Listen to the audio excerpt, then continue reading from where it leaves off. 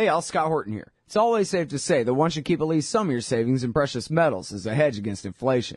And if this economy ever does heat back up and the banks start expanding credit, rising prices could make metals a very profitable bet. Since 1977, Robertson Roberts Brokerage Inc. has been helping people buy and sell gold, silver, platinum, and palladium, and they do it well. They're fast, reliable, and trusted for more than 35 years. And they take Bitcoin. Call Robertson Roberts at 1-800-874-9760 or stop by rrbi.co. Well, we got Landay on the phone here.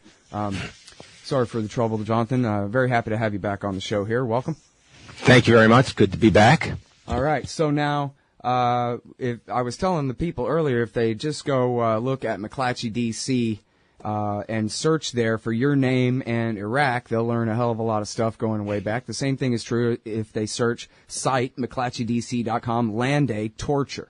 And there are dozens of stories here. I go, well, 422 results. I don't know how redundant some of them might be, but you've done a hell of a lot of work on this story for years and years here.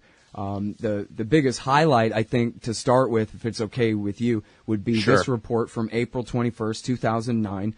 Report, Abusive Tactics Used to Seek Iraq-al Qaida Link. And I know much of this will have to do with rendition, which is also not included in this report. This is only torture done by CIA, not at the request of CIA by, outsourced torture dictators like Assad, Mubarak, and Gaddafi.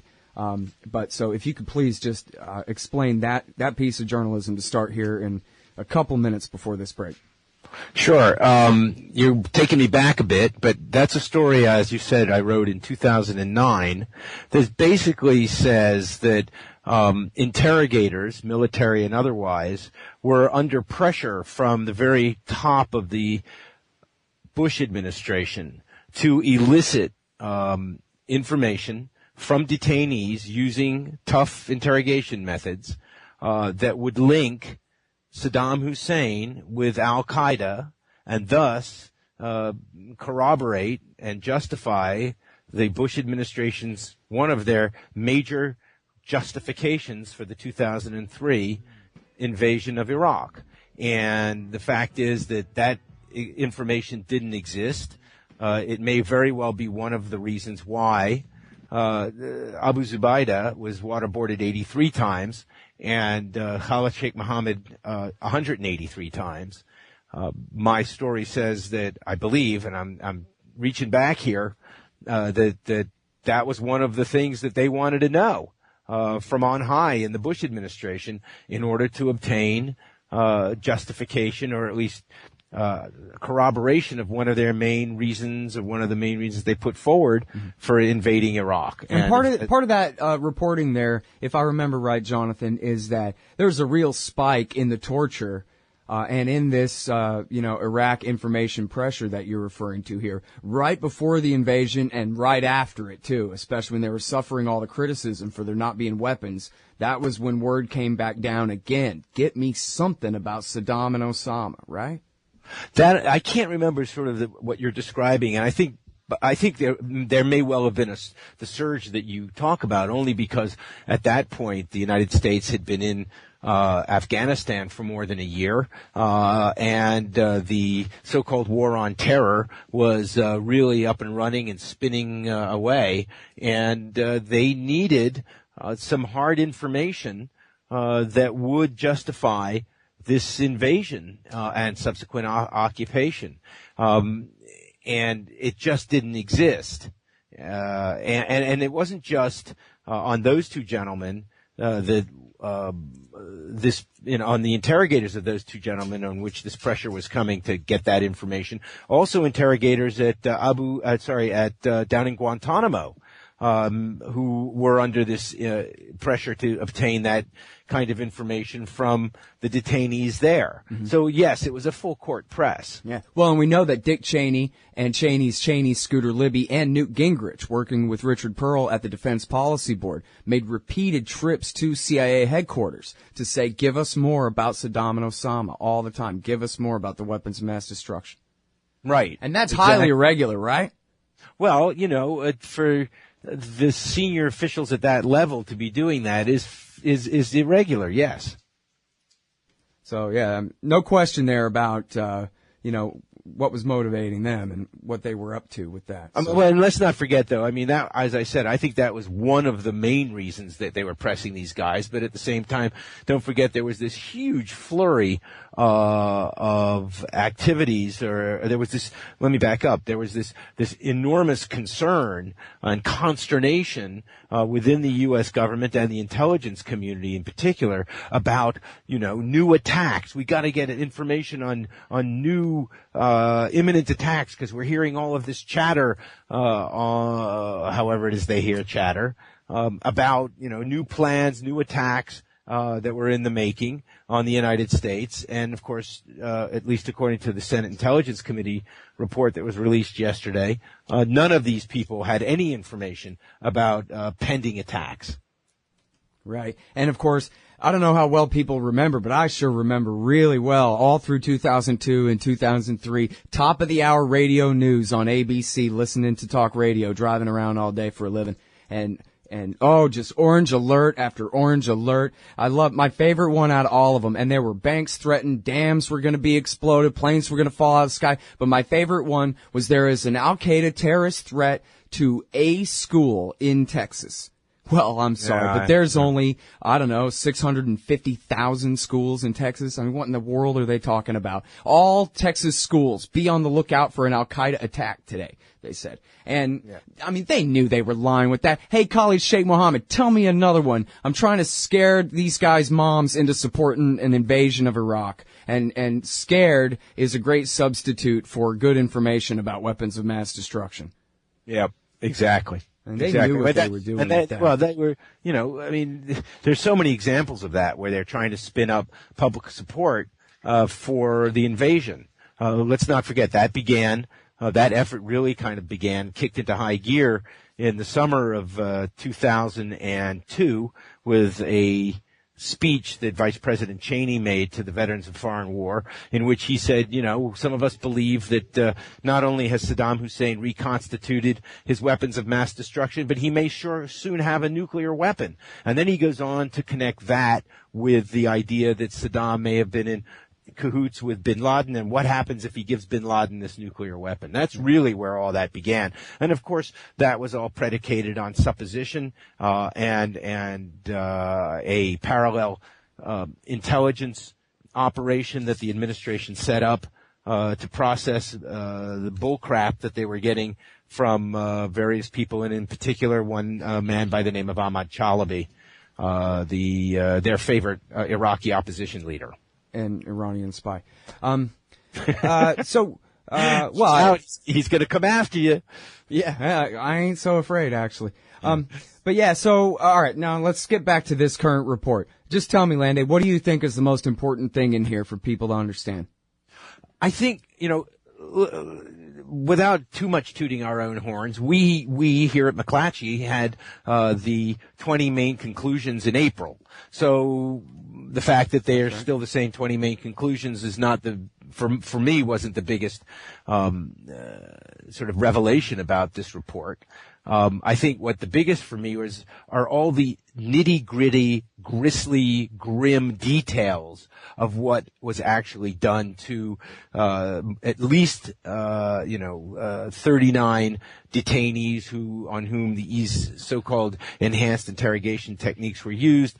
Is probably more than that, and the 119 at least people who were detained in the so-called CIA black sites, to include at least 26 individuals who were innocent, who were not terrorists, who were picked up, probably mostly by mistake, and subjected to these not just not just to an abduction, which is what happened to them, but also to these procedures and the mistreatment.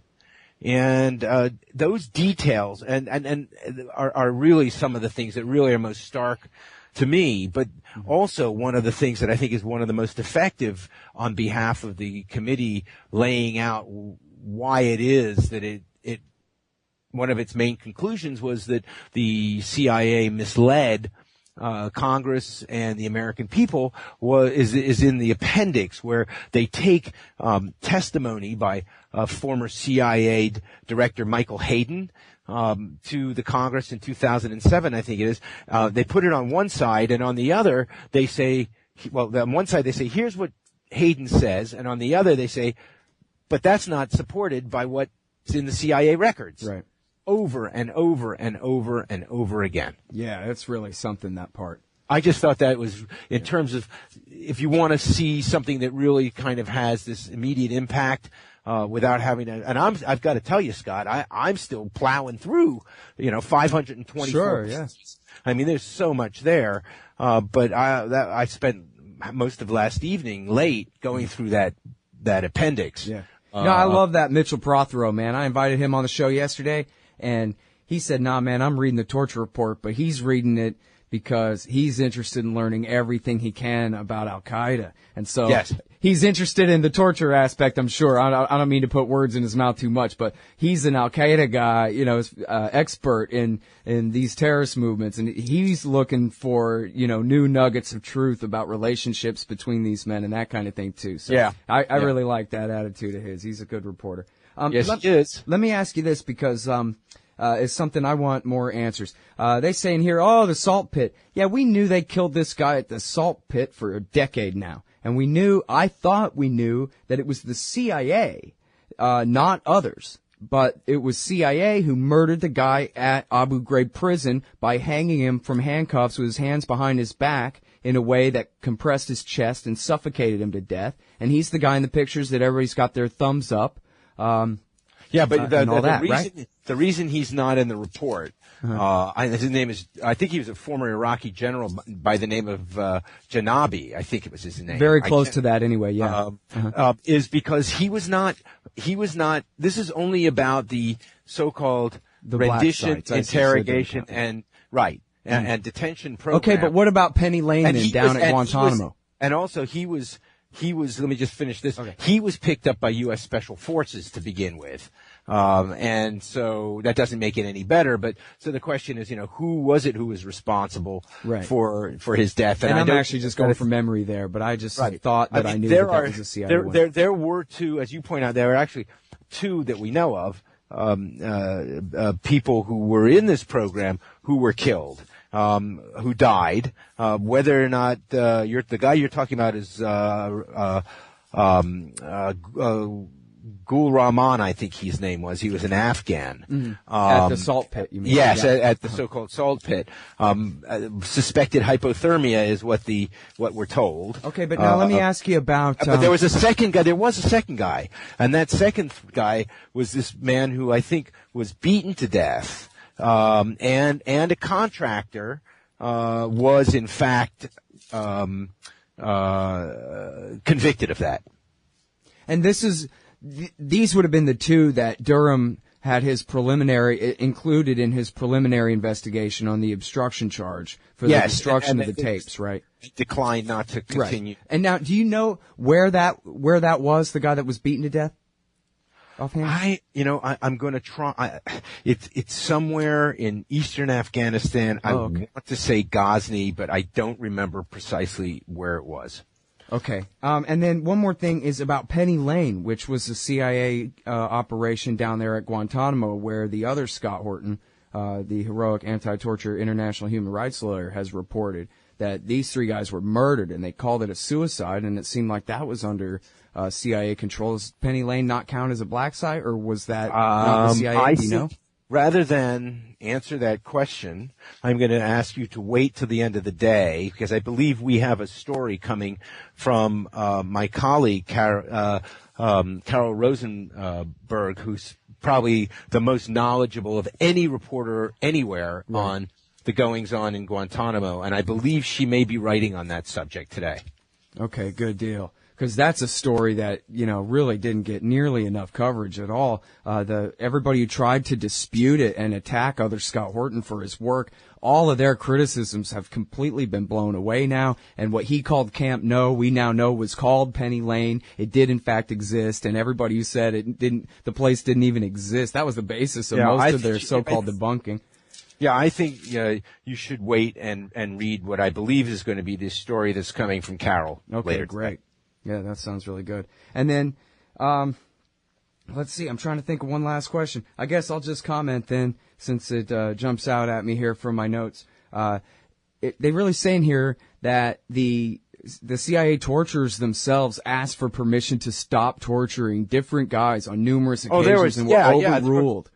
Yeah, I mean, we found a whole bunch of examples. There's a whole bunch of examples of that. I mean, one of the things that jumps out at me when I talk about the gritty details, there's a description here in this report of the waterboarding. They spent a lot of time on it, I should say the interrogation of this guy Abu Zubaydah, who they thought was some big Al Qaida cheese, and turns out he wasn't. It talks about how CIA officers who were witnessing this thing were so upset by what was being done to Abu Zubaydah that some of them were choking and tearing and crying because they themselves were unable to stand what they were watching. And I thought that was they locked him in a coffin for 2 weeks. Right. And I thought that was pretty devastating stuff. Yeah. After he had given up information that contributed to like several dozen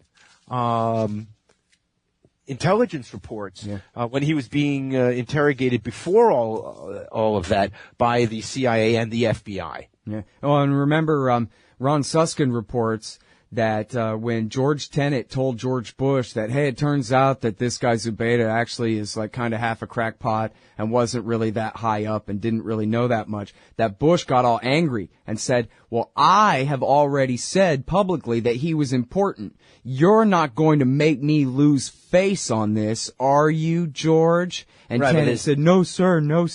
We'll keep on pretending that this guy was going to kill us all. And there's also the thing about, at least it appears that the public was badly misled on the number of detainees, because you had, I think, Hayden go before Congress and say 119, no more than 119, finds out from somebody at CIA headquarters that it was probably more than that. No, 90, it was 97. And he says, actually, sir, we had more than that. He said, I don't care. It stays 97. Yeah. And the guy sent an email to himself of that conversation. Yeah. And anyway, go ahead. No, that's all I was going to say. All right. Well, you know what? I got to go ahead and go. I already kept you overtime, and I got to move on to the next one. But thanks very much for coming on the show, Jonathan. Anytime, Scott. Appreciate it. Good work. All right, that's the great Jonathan Landay, guys. Keep your eyes on McClatchyDC.com for all the best coverage of the torture and the wars. Back in just a sec with Guantanamo Andy. Hey, Al Scott here. Ever wanted to help support the show and own silver at the same time? Well, a friend of mine, libertarian activist Arlo Pignatti, has invented the alternative currency with the most promise of them all. QR Silver Commodity Discs. The first ever QR code 1-ounce silver pieces. Just scan the back of one with your phone and get the instant spot price. They're perfect for saving or spending at the market.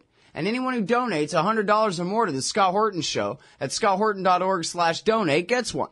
That's scotthorton.org/donate. And if you'd like to learn and order more, send them a message at commoditydiscs.com or check them out on Facebook at /commoditydiscs. And thanks.